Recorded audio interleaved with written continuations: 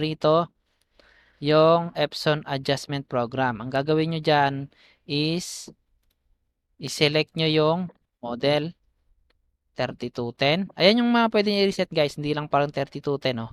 Pwede rin 1210, diba? 3250, 3251, 3260, 5290. So marami, hindi lang 3210.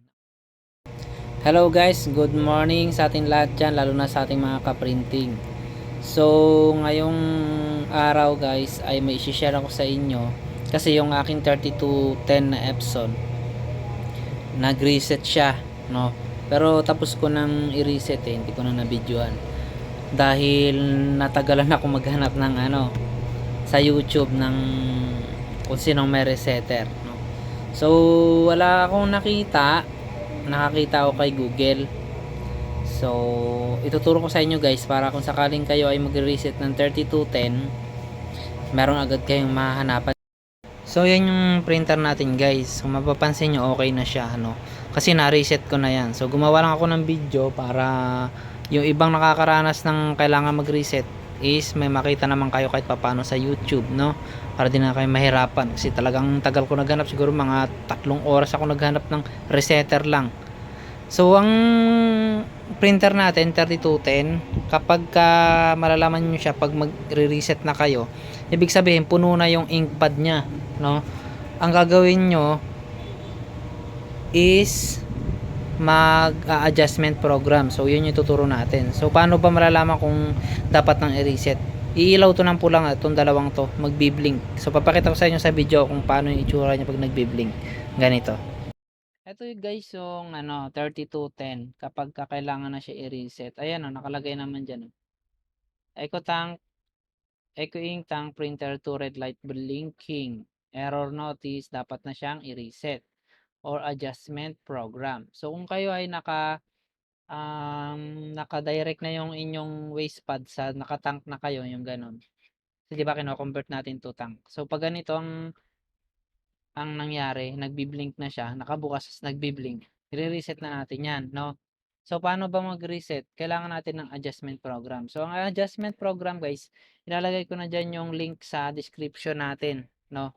Magagawa na lang ako ng link dyan. So, yung link natin, pag nilagay ko sa description natin, lalagyan ko yan ng konting mekos-mekos kasi ibuburahin niya ni YouTube kapag mismong link ang nilagay natin. So, andito tayo ngayon sa Google. So, eto na yung kanyang resetting adjustment program. Papakita ko sa inyo. So, kinapi ko kasi yan. So, ito yung kanyang link. Nalagay ko na lang yan sa description guys para din na kayo mahirapan. Narinig ba ako yan? Kasi nahirap na hirap talaga ako maghanap eh. Kaya ayan, gagawa ako ng video ngayon. So, kapag nandito na tayo sa ating, ayan yung adjustment program. So, kailangan natin niya i-download. Pag nandito na kayo sa website na to, punta lang kayo sa pinaka baba. Ito. Itong Epson L3210 Resetter Printing Download. So, kunin nyo tong Get Epson 3210 Resetter Printing via Server 1. Pero bago nyo gawin yan guys, kailangan nyo munang gawin ito. Yung antivirus, yan, antivirus. So, magta-type kayo dyan sa computer nyo, antivirus. Lalabas yan, i-click nyo yan. Pagka-click nyo yan, pumunta kayo dito sa Manage Setting. I-off nyo to. I-off nyo yan. Tapos i-off nyo rin to. I-off nyo to. I-off nyo to. Lahat ng pwedeng i-off, i-off natin. Pati itong mga to, i-off nyo yan. Yan, i-off natin yan. Lahat. I-off natin. Kasi iba-block ni yan ni Google o ng ating virus, antivirus. Iba-block niya yan kapag hindi nyo yan in-off. So, naka-off na. Ano pa ba? Yung Windows Defender. Ito. I-off nyo rin to. Yan. Yan, naka-off pa ngayon sa akin eh. Oh. Ito pa na-on. Pagkatapos nyan guys, hindi pa, meron pa.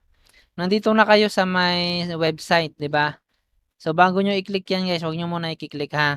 Pumunta kayo dito sa may gilid, yung 3 dot na yan, sa may kanan to. Click nyo yan, punta ka sa settings. At saka pumunta kayo sa privacy and security. Yan. Tapos, security. Punta kayo rito. Tapos, i-click nyo tong no protection. Ito. I-click nyo to guys. Kasi noong una hindi ko ma-download. Dahil dito.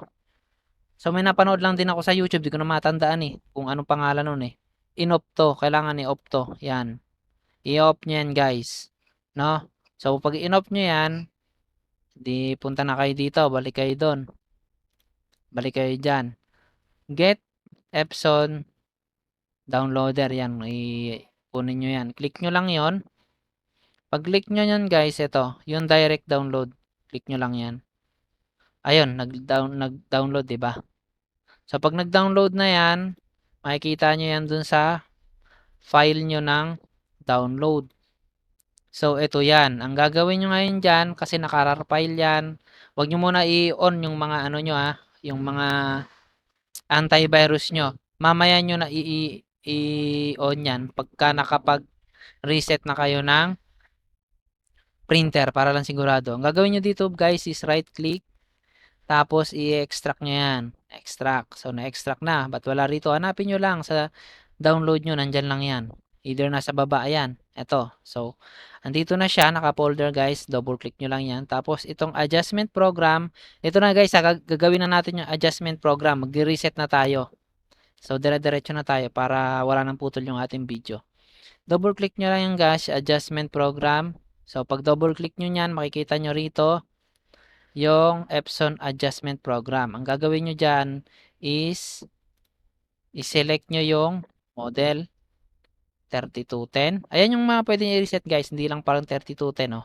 Pwede rin 1210, diba? 3250, 3251, 3260, 5290. So marami, hindi lang 3210 ang kailangang pwede natin ma-reset. So pag select nyo ng model, etong port, kung tandaan nyo naman at may pangalan naman dyan yung printer, halimbawa USB 003 L3210 series, click nyo. Pwede nyo i-click yan. Tapos okay.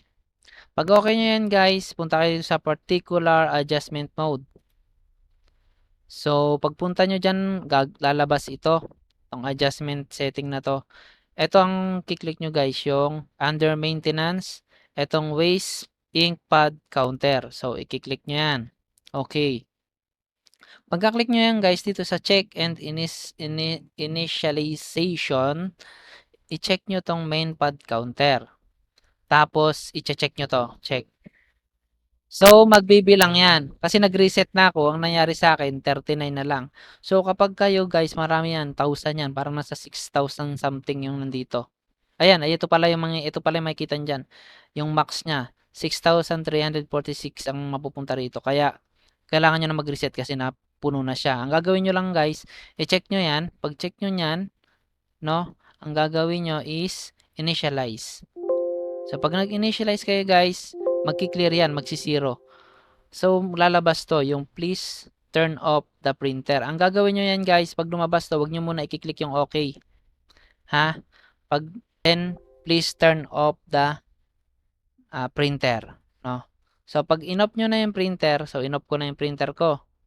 No? Pag off nyo ng printer guys, okay nyo yan. So, ayan, ang lalabas to.